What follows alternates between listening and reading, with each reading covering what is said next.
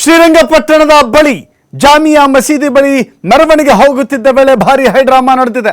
ಹನುಮ ಭಕ್ತರಿಂದ ನಡೆಯುತ್ತಿದ್ದಂತ ಸಂಕೀರ್ತನ ಯಾತ್ರೆಯ ವೇಳೆ ಹೈಡ್ರಾಮಾ ಆಗಿದೆ. ಜಾಮಿಯಾ ಮಸೀದಿಯ ಜಾಗ ನಮ್ಮದು ಅಂತ ಘೋಷಣೆಯನ್ನ ಕೂಗಿದ್ದಾರೆ ಹನುಮ ಮಾಲಾಧಾರಿಗಳು. ಜಾಮಿಯಾ ಮಸೀದಿಯ ಜಾಗದ ವಿವಾದಕ್ಕೆ ಸಂಬಂಧಪಟ್ಟಂತೆ ಹನುಮ ಭಕ್ತರು ಘೋಷಣೆಯನ್ನ ಕೂಗಿದ್ದಾರೆ. ಇದೇ ಜಾಗದಲ್ಲಿ ಮಂದಿರವನ್ನ ನಿರ್ಮಾಣ ಮಾಡ್ತೇವೆ ನಮ್ಮ ಘೋಷಣೆ ಕೇಳಿ ಬಂದಿದೆ. ಕುಂಬಳಕಾಯಿ ಒಡೆದು ಘೋಷಣೆಯನ್ನ ಕೂಗಿದ್ದಾರೆ ಹನುಮ ಭಕ್ತರು. ಮಸೀದಿ ವೃತ್ತಕ್ಕೆ ಆಗಮಿಸ್ತಾ ಇದ್ದಂತೆ ಘೋಷಣೆಯನ್ನ ಕೂಗಿದ್ದಾರೆ. ಈ ವೇಳೆ ಮಧ್ಯಪ್ರವೇಶಿಸಿ ಪರಿಸ್ಥಿತಿಯನ್ನ ತಿಳಿಗೊಳಿಸಿದ್ದಾರೆ ಪೊಲೀಸರು. ಹನುಮ ಧ್ವಜದ ಅಥವಾ ಹನುಮ ಮೆರವಣಿಗೆ ವೇಳೆ ಅನೇಕ ರೀತಿಯ ಗಲಭೆಗಳು ಈ ಹಿಂದೆಯೂ ಕೂಡ ನಡೆದಿದ್ದು ನೋಡಿದ್ದೇವೆ. ಮಂಡ್ಯದಲ್ಲಿ ಕಲ್ಲು ತೂರಾಟ ಆಗಿದ್ದನ್ನು ಕೂಡ ನೋಡಿದ್ವಿ ನಾವು.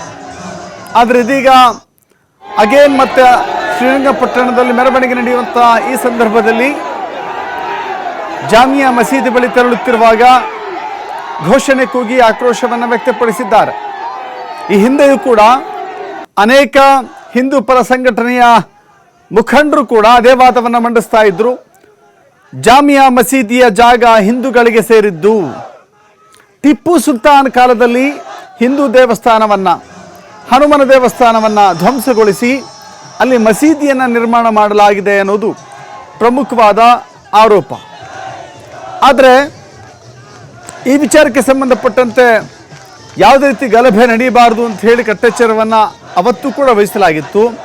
ಇವತ್ತು ಕೂಡ ಈ ಸಂಕೀರ್ತನಾ ಯಾತ್ರೆಯ ಸಂದರ್ಭದಲ್ಲಿಯೂ ಕೂಡ ಬಹಳ ದೊಡ್ಡ ಭದ್ರತೆಯನ್ನು ಒದಗಿಸಲಾಗಿತ್ತು. ಈ ಮಧ್ಯೆಯೂ ಕೂಡ ಜಾಮಿಯಾ ಮಸೀದಿಯ ಮುಂದೆ ಈ ಘೋಷಣೆ ಮೊಳಗಿದೆ.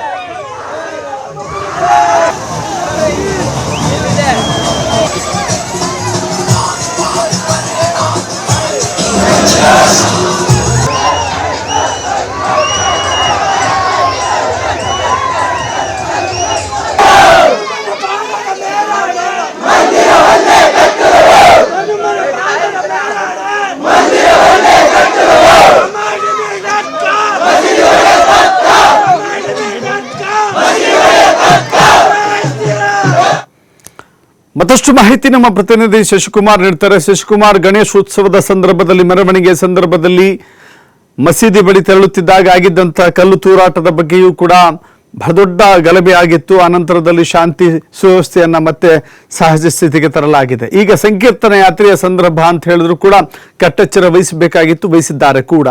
ಆದರೂ ಕೂಡ ಇಂಥ ಘೋಷಣೆಗಳು ಮೊಳಗಿದ್ದಾವೆ ಅಂತ ಹೇಳಿದ್ರೆ ನಿಜಕ್ಕೂ ಕೂಡ ಮತ್ತೆ ಅಗೇನ್ ಅದನ್ನ ವಿವಾದಕ್ಕೆ ಬೆಂಕಿ ಹಚ್ಚದಂಗೆ ಆಗೋದಿಲ್ವಾ?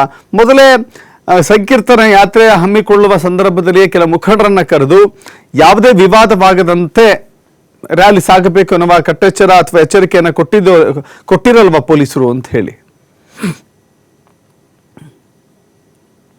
ಹೌದು ದಸರಥ್, ಏನಂತ ಹೇಳಿದ್ರೆ ಈ ಸಂಕೀರ್ತನ ಯಾತ್ರೆಗೆ ಕರೆ ಕೊಟ್ಟಂತ ಸಂದರ್ಭದಲ್ಲಿ ವಿಎಚ್ಪಿ ಮುಖಂಡರು ಮತ್ತೆ ಹಿಂದೂ ಪರ ಮುಖಂಡರುಗಳನ್ನ ಪೊಲೀಸರು ಒಂದು ಸಂಧಾನ ಸಭೆಯನ್ನು ಕೂಡ ಮಾಡಿದ್ರು. ಅಂದ್ರೆ ಆ ವಿಎಚ್ಪಿ ಈ ಒಂದು ಸಂಕೀರ್ತನ ಯಾತ್ರೆಯ ಸಂಪೂರ್ಣ ನೇತೃತ್ವವನ್ನು ವಹಿಸಿದ್ದು. ಹೀಗಾಗಿ ನಿರಂತರವಾಗಿ ಕಳೆದ 15-20 ದಿನಗಳಿಂದಲೂ ಕೂಡ ಜಿಲ್ಲಾಧಿಕಾರಿಗಳು ಸೇರಿದಂತೆ ಜಿಲ್ಲಾ ಪೊಲೀಸ್ ವರಿಷ್ಠಾಧಿಕಾರಿಗಳ ನೇತೃತ್ವದಲ್ಲಿ ಹಂತವಾಗಿ ಸಭೆಗಳ ಮೇಲೆ ಸಭೆಯನ್ನು ಕೂಡ ಮಾಡಲಾಗಿತ್ತು. ಅಂದ್ರೆ ಈ ಹಿಂದೆ ನಡೆದಂತ ಸಂಕೀರ್ತನ ಯಾತ್ರೆ ವೇಳೆ ಏನು ಕೆಲವರು ಮಸೀದಿಯತ್ತ ನುಗ್ಗಕ್ಕೆ ಪ್ರಯತ್ನ ಮಾಡಿದಂತ ಸಂದರ್ಭದಲ್ಲಿ ಏನಾಯ್ತು, ಅವಘಡಗಳು ಮತ್ತೆ ಗಣೇಶ ವಿಸರ್ಜನೆ ಮೆರವಣಿಗೆ ಸಂದರ್ಭದಲ್ಲಿ ಮದ್ದೂರಿನಲ್ಲಾದಂತಹ ಗಲಭೆಗಳಿರ್ಬೋದು, ಈ ಎಲ್ಲಾ ಗಲಭೆಗಳನ್ನ ಮಂದಟ್ ಮಾಡ್ಕೊಂಡಂತ ಪೊಲೀಸರು ಮತ್ತೆ ಜಿಲ್ಲಾಡಳಿತ, ತಾಲೂಕು ಆಡಳಿತ ಈ ಬಾರಿ ಅಚ್ಚುಕಟ್ಟಾದ ವ್ಯವಸ್ಥೆಯನ್ನು ಕೂಡ ಮಾಡಿತ್ತು.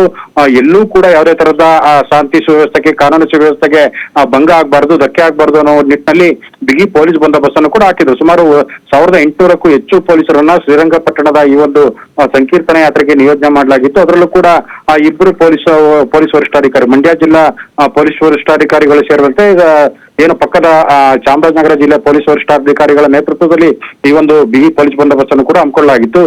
ಬೆಳಿಗ್ಗೆ ಏನು ಸುಮಾರು 9 ಗಂಟೆ ಸುಮಾರಿಗೆನೆ ಶ್ರೀರಂಗಪಟ್ಟಣದ ಗಂಜಾಂನಲ್ಲಿರ್ತಕ್ಕಂಥ ನಿಮಿಷಾಂಬ ದೇಗುಲದ ಬಳಿ ಜಿಲ್ಲೆ ಮತ್ತು ಅಕ್ಕಪಕ್ಕದ ಜಿಲ್ಲೆಗಳಿಂದ ಸಾಕಷ್ಟು ಸಾವಿರಾರು ಸಂಖ್ಯೆಯ ಹನುಮ ಮಾಲಾಧಾರಿಗಳು ನಿಮಿಷಾಂಬ ದೇಗುಲದ ಬಳಿ ಜಮಾವಣೆಗೊಂಡಿದ್ರು. ಆ ಸಂದರ್ಭದಲ್ಲಿ ಜಮಾವಣೆಗೊಂಡಂತ ಸಂದರ್ಭದಲ್ಲಿ ಕೆಲ ಕಾಲ ವೇದಿಕೆ ಕಾರ್ಯಕ್ರಮ ಕೂಡ ಮಾಡಲಾಗಿತ್ತು. ಅಲ್ಲಿ ಈ ಒಂದು ಸಂಕೀರ್ತನೆ ಯಾತ್ರೆ ಉದ್ದೇಶ ಏನು, ಮತ್ತೆ ಇಲ್ಲಿ ಜಾಮಿಯಾ ಮಸೀದಿ ಏನಂತ ಏನಿದೆ, ಇದು ಮೊದಲು ಮೂಡಲಬಾಗಿಲು ಆಂಜನೇಯ ಸ್ವಾಮಿ ದೇಗುಲವಾಗಿತ್ತು. ಅದನ್ನ ಕೆಡವಿ ಮತ್ತೆ ಅಯೋಧ್ಯೆ ರೀತಿಯಲ್ಲಿ ರಾಮ ಮಂದಿರವನ್ನು ಅದೇ ಸ್ಥಳದಲ್ಲಿ ನಿರ್ಮಾಣ ಮಾಡಬೇಕು ಅನ್ನೋ ಒಂದು ಶಪಥದ ಕರೆಯನ್ನು ಕೂಡ ವಿಎಚ್ಪಿ ಮುಖಂಡರು ಕೊಟ್ಟರು. ಅದಾದ ನಂತರದಲ್ಲಿ ಸಹಜವಾಗಿ ಸಂಕೀರ್ತನೆ ಯಾತ್ರೆಗೆ ಚಾಲನೆಯನ್ನ ಕೊಡಲಾಗಿತ್ತು.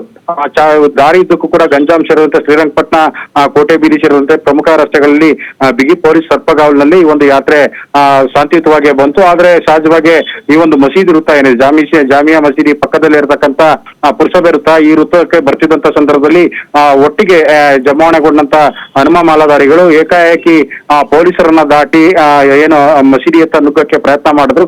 ಈ ಸಂದರ್ಭದಲ್ಲಿ ಅದನ್ನ ತಡೆದಂತ ಪೊಲೀಸರ ನಡುವೆ ಮತ್ತು ಮಾಲಾಧಾರಿಗಳ ನಡುವೆ ಒಂದಷ್ಟು ಮಾತಿನ ಚಕಮಕಿ ಕೂಡ ನಡೀತು, ತಳ್ಳಾಟ ನೂಕಾಟ ಕೂಡ ನಡೀತು. ಈ ಸಂದರ್ಭದಲ್ಲಿ ಪೊಲೀಸರು ಸಹಜವಾಗಿ ಅವ್ರನ್ನ ಸಮಾಧಾನ ಪಡಿಸುವಂತ ಪ್ರಯತ್ನವನ್ನು ಕೂಡ ಮಾಡಿದ್ರು. ಈ ಸಂದರ್ಭದಲ್ಲಿ ಒಂದು ವಿಎಚ್ಪಿ ಮುಖಂಡರಾದಂತ ಅವರು ಏನು ಈ ಯಾತ್ರೆಯ ನೇತೃತ್ವವನ್ನು ವಹಿಸಿದರೆ ಅವರು ಕೂಡ ವಾಲಂಟರಿ ಆಗಿ ಅವ್ರನ್ನ ಸಮಾಧಾನ ಪಡಿಸುವಂತ ಪ್ರಯತ್ನವನ್ನು ಕೂಡ ಮಾಡಿದ್ರು. ಅದಾದ ನಂತರದಲ್ಲಿ ಇದೀಗ ಶಾಂತಿಯುತವಾಗಿ ಈ ಒಂದು ಸಂಕೀರ್ತನೆ ಯಾತ್ರೆ ಸಂಪೂರ್ಣವಾಗಿ ಸಮಾಪ್ತಿಯಾಗಿರ್ತಕ್ಕಂಥದ್ದು. ಮಸೀದಿ ವೃತ್ತದಿಂದ ಪಾಸ್ ಆದಂತ ಈ ಒಂದು ಯಾತ್ರೆ ಏನು ಮೂಡಲಬಾಗಿಲು ಆಂಜನೇಯ ಸ್ವಾಮಿ ದೇಗುಲದಲ್ಲಿ ಒಂದು ವಿಶೇಷವಾದಂತ ದರ್ಶನವನ್ನು ಪಡ್ಕೊಂಡು ಅಲ್ಲಿ ಪ್ರಸಾದವನ್ನ ಸ್ವೀಕರಿಸಿ ನಂತರದಲ್ಲಿ ರಂಗನಾಥ ಸ್ವಾಮಿ ದೇಗುಲದ ಆವರಣದಲ್ಲಿ ಮಾಲಾಧಾರಿಗಳ ಮಾಲೆ ವಿಸರ್ಜನೆ ಕೂಡ ಆಗಿರ್ತಕ್ಕಂಥದ್ದು. ಇದೀಗ ಮಾಲೆ ವಿಸರ್ಜನೆ ಮಾಡಿದಂತ ಮಾಲಾಧಾರಿಗಳು ಇದೀಗ ತಮ್ಮ ಊರುಗಳತ್ತ ಸಹಜವಾಗಿ ಹೊರಟಿರ್ತಕ್ಕಂಥದ್ದು.